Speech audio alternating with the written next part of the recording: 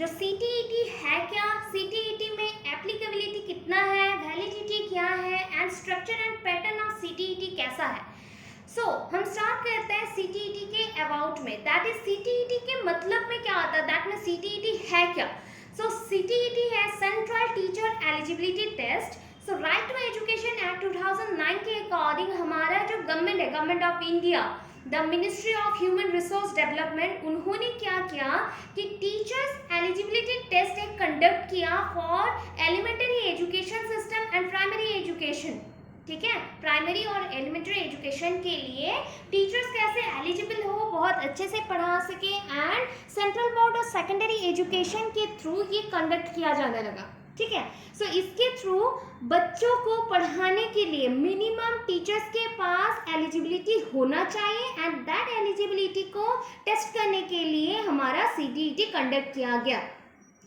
Applicability of CTET क्या है, हम एप्लीकेबिलिटी कैसे जानेंगे, दैट इज हम लोग कैसे यूज करते हैं, मतलब कहाँ पे इसको लगाते हैं। क्वालिफाई तो हो गए, क्वालिफाई होने के बाद में तो कहीं पे जाना पड़ेगा ना।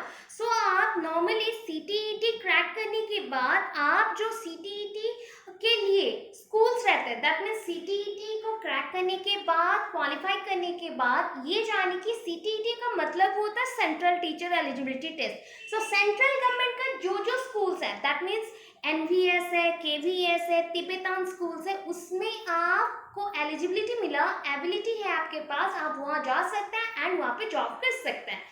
उनका अगर जो भी प्रोसीजर रहेगा, जैसे लाइक इंटरव्यू हुआ या एक्स्ट्रा एग्जाम्स हुआ, उसको क्रैक करना पड़ेगा, देन जाना पड़ेगा, बट उससे पहले आपको CTET क्रैक करना है। ओवरऑल अगर स्टेट की तरफ से देखें तो स्टेट बोर्ड्स में भी हमारे क्या होते हैं ना, डिफरेंट एलिजिबिलिटी टेस्ट होते हैं टीचरशिप के लिए। ये नॉर्मली अगर STET, दैट मीन्स स्टेट वाले हैं जो भी, स्टेट एलिजिबिलिटी टेस्ट अगर नहीं हुआ, बाय चांस कोई एक स्टेट ने कंडक्ट नहीं किया, जिसने भी CTET क्रैक किया हुआ है, वो एलिजिबल है जॉब करने के लिए स्कूल्स में 1 to 8 क्लास के अंदर। ठीक है, 1 to 8 के अंदर कैसे जॉब्स मिलते हैं, दैट इज पेपर 1 है, पेपर 2 है, दो पेपर्स में इसको डिवाइड किया गया है। पेपर 1 में क्या होता है ना, एक टीचर अगर पेपर 1 क्रैक करके टीचरशिप करना चाहता है, दैट मीन्स वो 1 to 5 क्लास के लिए एलिजिबल हो गया। देन नेक्स्टली जो 6 to 8 क्लास के लिए आपको पेपर 2 करना पड़ेगा। That means paper 1 will be for a person who intends to be a teacher for classes 1 to 5, and similarly the paper 2 will be for a person who intends to be a teacher for classes 6 to 8. right, next है, आप अगर both clear करते हैं, that means a person who intends to be a teacher for both levels, जो classes 1 to 5 भी करना चाहता है या फिर classes 6 to 8 भी करना चाहता है, तो उनको बोथ पेपर अपीयर करना पड़ेगा एंड बोथ पेपर को क्लियर करना पड़ेगा। ठीक है, वैलिडिटी के ऊपर चलते हैं, तो इसके वैलिडिटी पीरियड के ऊपर आइए, सर्टिफिकेशन जो हम बोलते हैं उसके ऊपर आता है। सपोज आपने CTET 1 या CTET 2 क्रैक कर लिया, मीन्स पेपर 1 और पेपर 2 को क्रैक किया। पेपर 1 को क्रैक करने के बाद सपोज मैंने 2011 में क्रैक किया, 11 से जब आपको मार्कशीट मिला, दैट मीन्स उसके जो मार्क्स के सर्टिफिकेशन आते हैं उस वक्त मिला, उससे 7 इयर्स तक अवेलेबिलिटी था कि आपको और एग्जाम नहीं देना है। उसके अंदर जो भी टीचरशिप का और स्कूल्स में प्रपोजल्स आएंगे और निकलेंगे नोटिसेस, आप अप्लाई कर सकते हैं। बट अभी के लिए आपके लिए बहुत बड़ी गुड न्यूज़ है, क्योंकि ये 3 जून 2021 से अनाउंस किया गया है एजुकेशन मिनिस्ट्री के थ्रू से कि that government has decided to change the validity period from 7 years to lifetime. 7 years से ये चेंज हो के लाइफ टाइम के लिए हो गया। सपोज आप 1 टाइम क्रैक कर लिए, दैट मीन्स और आपको एग्जाम्स नहीं क्रैक करने पड़ेंगे after 7 years.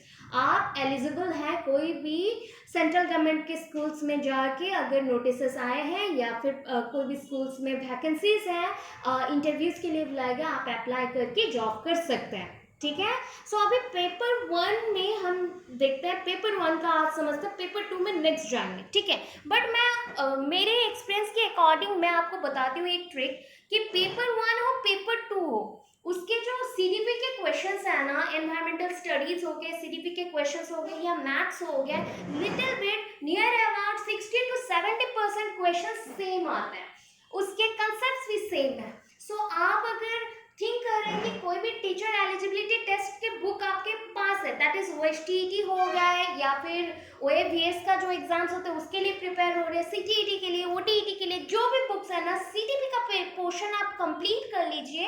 And plus environmental studies जो आपको करंट अफेयर्स में भी आता है कि environmental day, world environmental day कब है, डॉटर्स डे कब है, कैसे हम वेटलैंड मैनेजमेंट करते हैं, ये सारे जो छोटे छोटे क्वेश्चंस आते हैं ना, इसके जो डेट है पर्टिकुलर कौन से डेट में हम लोग ऑब्जर्व करते हैं या फिर फेस्टिवल को सेलिब्रेट करते हैं, उसको याद रखिए। कंसेप्ट्स बता रही हूँ। एंड आपको ना मैं बेसिक नेक्स्ट वीडियो में मैं बेसिक ट्रिक्स भी बता दूंगी कि कौन सा पेपर को आप पहले करें सो आपको इजी होगा लर्निंग के लिए।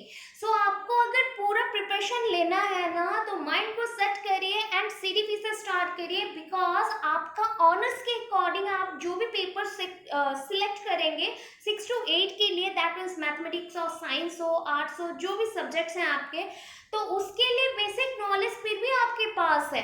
बट CDP का क्वेश्चंस के जो ऑप्शंस आते हैं ना वो मोस्ट एप्रोप्रिएट आंसर्स के जैसे होते हैं, मीन्स आपको सिलेक्ट करना है कि वो 4 ऑप्शंस में से कौन सा ज़्यादा करेक्ट है, क्योंकि ऑलमोस्ट सारे ऑप्शंस आपको मिल जाते हैं उस क्वेश्चन के ऑब्जेक्टिव पार्ट में या फिर आंसर के तौर पे। सो उसमें से सबसे इम्पॉर्टेंट जो होगा, एप्रोप्रिएट होगा, उसी को सिलेक्ट करना है, ठीक है। सो अभी बात आता है कि पेपर 1 किसके लिए है, क्लास 1 to 5 के लिए है, ऑब्वियस क्लास 1 to 5 के लिए है। एंड आपके जो ड्यूरेशन है दैट इज 2 hours है 30 मिनट, 2 hours 30 मिनट्स है। सपोज आपका एग्जाम पेपर 1 का स्टार्ट होने वाला है 9:30 को, तो बिफोर 9:30 आपको 9 बजे सेंटर पहुंच जाना है, आपके रेस्पेक्टिव सेंटर जो भी एडमिट कार्ड में मेंशन हो वहाँ पे पहुंच जाना है। एंड इस बार का जो एग्जाम होने वाला है वो कंप्यूटर बेस्ड है, कंप्यूटर बेस्ड टेस्ट होगा।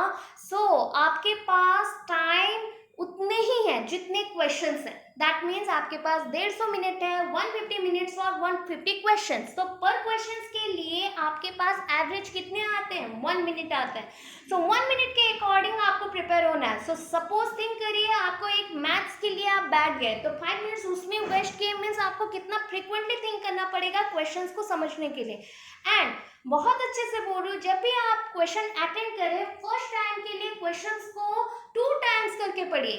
2 टाइम्स पढ़ेंगे तो आप बहुत ही कॉन्फिडेंट हो जाएंगे एंड आपके माइंड में जो भी थ्योरीज है ना, जैसे लाइक CDP के बहुत सारे थ्योरीज है, पैवलव का थ्योरीज है, स्कीनर है, ब्रूनर है, वाइगोट्स्की है, ये लर्निंग टीचिंग प्लस CDP दोनों को मिक्स करके क्वेश्चंस आता है। ऐसे नहीं है ओनली CDP मेंशन्ड है तो CDP के ही क्वेश्चंस आएंगे, लर्निंग टीचिंग से भी क्वेश्चंस आते हैं, ठीक है। मेंशन्ड है CDP बट क्वेश्चंस आएंगे लर्निंग टीचिंग से भी।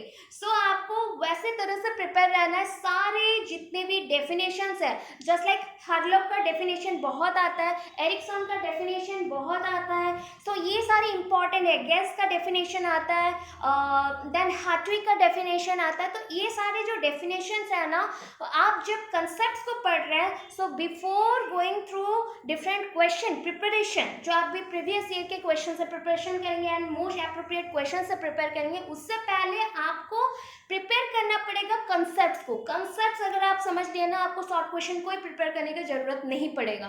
कंसेप्ट 1 टाइम समझे एंड शॉर्ट क्वेश्चन 1 टाइम उसे टिक कर लीजिए, फिर समझ लीजिए, हो गया, बस कंप्लीट आपका प्रिपरेशन ओवर हो जाएगा। सो अभी देखिए क्वेश्चंस मैंने बोल दिया 150 मिनट्स के लिए 150 क्वेश्चंस हैं। सो 150 क्वेश्चंस को हमने क्या किया, यहाँ पे सब्जेक्ट वाइज यहाँ पे क्या किया गया है, डिवाइड किया गया है। फर्स्ट नंबर 1 पे है CDP, that is child development and pedagogy, इसके 30 क्वेश्चंस आएंगे 30 मार्क्स के।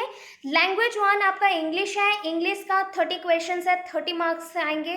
30 क्वेश्चन, ईच क्वेश्चन के लिए 1 मार्क है, यहाँ पे नेगेटिव मार्क नहीं है, no negative mark will be there, okay.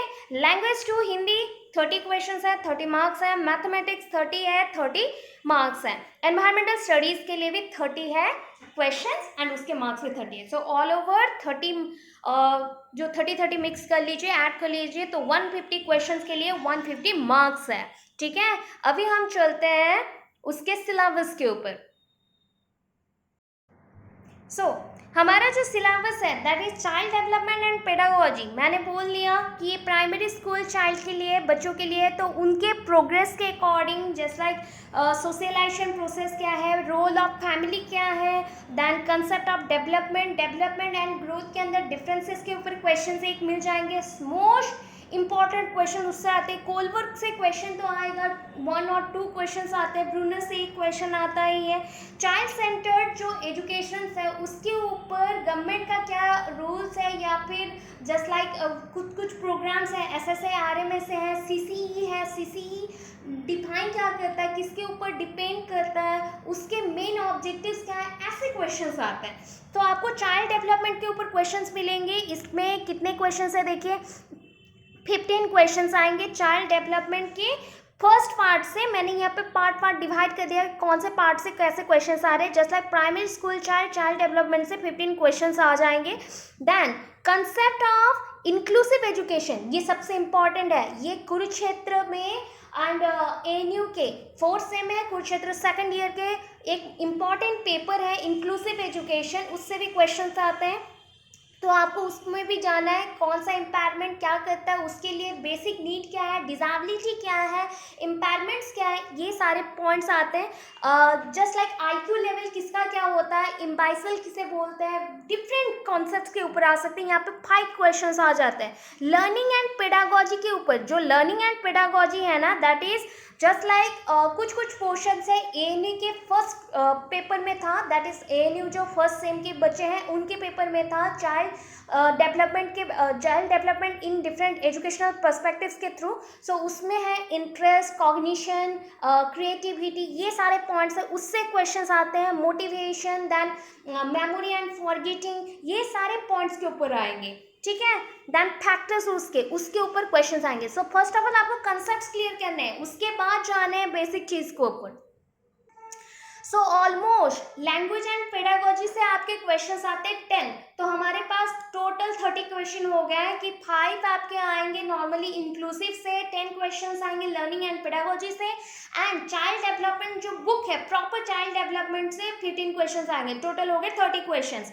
उसके बाद आते हैं लैंग्वेज 1 में। लैंग्वेज 1 में जो नॉर्मल उसके प्रोज और पैसेजेस आते हैं ना, नॉर्मली एक पैराग्राफ दे दिए, उससे कुछ क्वेश्चंस दे दिए एंड उसके ग्रामर्स दे दिए, ऐसे जो आते हैं उसमें 50 क्वेश्चंस हैं। एंड उसके पेडागोजी पार्ट से मीन्स लैंग्वेज को हम लोग कैसे यूज करते हैं स्कूल सिस्टम में एंड बच्चों को पढ़ाने के लिए, उसमें से 15 क्वेश्चंस आते हैं।